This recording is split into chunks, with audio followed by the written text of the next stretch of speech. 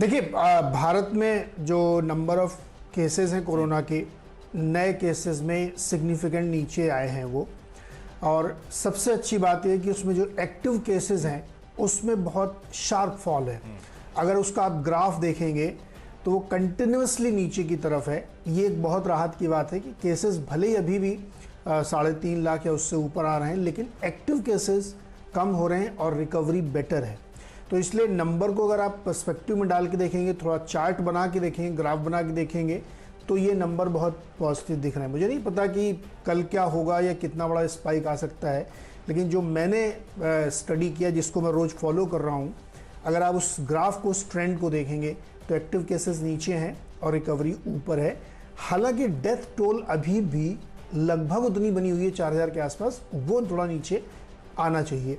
तो pitch report में कह सकता हूँ कि लिटिल बिट बेटर है, बहुत ज़्यादा ख़राब नहीं है।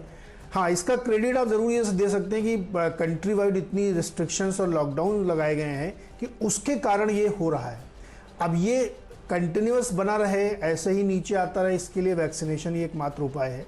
अब वो एक अलग डिस्कशन है कि वो कैसे होगा, लेकिन डर ये है कि जैसे लॉकडाउन आप ख़त्म करेंगे या रिस्ट्रिक्शन ईज करेंगे तो ये फिर स्पाइक आ सकता है। तो इस नज़रिए से इसको देखना चाहिए, लेकिन ट्रेंड नीचे की ओर है।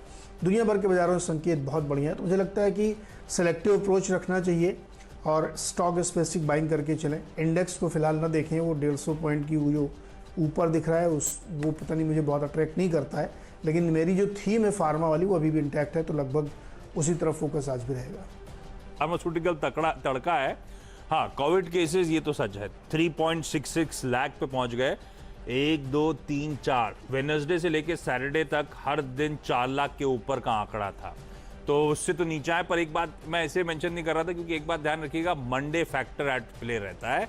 ये इस हफ्ते का नहीं, पिछले 4 हफ्ते का हर मंडे का आपको एक तगड़ा डिप नजर आता है, उसके बाद केसेस स्पाइक होते हैं। तो उस बात का ध्यान रखेंगे। कई लोग कहते हैं वीकेंड में टेस्टिंग थोड़ी सी ढीली पड़ती है, इसीलिए भी इस तरह का इंपैक्ट आता है मंडे को, फिर इवेंचुअली पिकअप होता है। होपफुली ना हो, फिंगर्स क्रॉस। लेकिन चलिए, नजर रहेगी कोविड पे, आप लोग सब ध्यान रखिएगा अपना अपना। 10 के 10 बल्लेबाज है। जब नीरज जी ने कहा बढ़िया पिच है हर तरफ से, ग्राउंड अच्छा, पिच बढ़िया, तो 10 के 10 बल्लेबाजों के साथ आज वो उतर रहा हूं। वैसे फोकस खरीदारी पर ही है।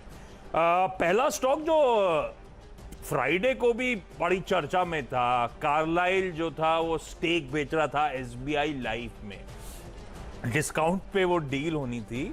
स्टॉक दिखाइएगा कहां डिस्काउंट पे डील और कहां दिन के हाईज के आसपास जाके वो स्टॉक बंद होता हुआ नजर आया।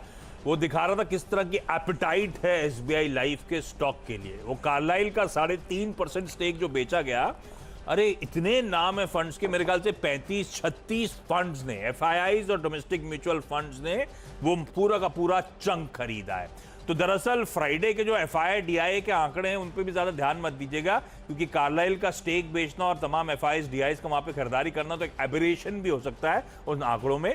लेकिन marquee investors, domestic mutual fund, FIIs, वो नाम नहीं ले रहा हूं, मैंने ट्वीट भी कर रखा है, इतने सारे नाम है जिन्होंने यहाँ पे पैसा लगा रखा है। वो दिखाता है कन्विक्शन लोगों का अभी भी इस life insurance as a space को लेकर, कैसे लैच ऑन कर रहे हैं। कोई भी यहाँ पे अगर स्टेक सेल हो रहे हैं तो मुझे लगता है ये स्टॉक और भी अच्छे अप मूव्स दिखाएगा। हो सकता है आज फ्राइडे के मूव के बाद थोड़ा सा डिप आए, तो उस डिप का फायदा उठाइएगा। पर ना सिर्फ SBI life, insurance as a space की अट्रैक्टिवनेस उस फ्राइडे के लास्ट ट्रेड के बाद समझ में आती है। तो आप, मुझे लगता है, सारे इंश्योरेंस प्लेयर्स को रडार पर रखिएगा। ये खबरों में था इसीलिए मेंशन कर रहा हूं। आईसीआईसीआई प्रू के आंकड़े बहुत अच्छे आए थे अप्रैल महीने के। इनफैक्ट आईसीआईसीआई प्रू नहीं, सारे के सारे इंश्योरेंस प्लेयर्स के लार्जली आंकड़े अच्छे आए थे। मुझे लगता है पूरा इंश्योरेंस स्पेस, लेकिन मैं रख रहा हूं सिर्फ एसबीआई लाइफ इस समय आपकी स्क्रीन पर 1025 तक जाने की शायद कर रहा है तैयारी। दूसरा इंटरेस्टिंग क्यों मैंने कहा था अक्रॉस एसेट क्लासेस बाइंग है, तो डाउ और डाउ फ्यूचर्स की तो हमने बात कर ली थी। कच्चे तेल में $70 के किसिंग डिस्टेंस पे आज सुबह आपको ब्रेंट नजर आएगा। इस तरह की तेजी है। हमने फ्राइडे को कच्चा तेल छोड़ा था $68 के नीचे, $69 के ऊपर आज सुबह ट्रेड करता हुआ नजर आ रहा था। तो बिल्कुल सही अनुमान है लोगों का, शायद $70-72 तक की तैयारी कर सकता है। खैर वो करे ना करे, लेकिन मुझे लगता है कच्चे तेल रिलेटेड प्लेस को अडाप्ट रखिएगा। आज रिस्क ऑन ट्रेड्स का वैसे ही स्ट्रीट का मन है। ऑयल इंडिया, ओएनजीसी पिछले हफ्ते उतार चुका हूं मैं, ओएनजीसी में बहुत वैल्यू है, उसकी बहुत डिटेल में चर्चा हुई है।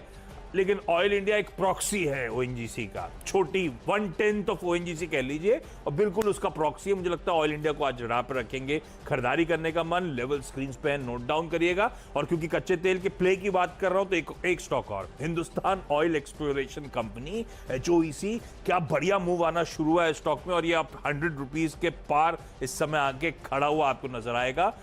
फर्दर लेग्स होंगे इस तरह के मोमेंटम इन स्टॉक्स में, 107 तक के लेवल्स के लिए यहां पे अप्रोच करने के मौके।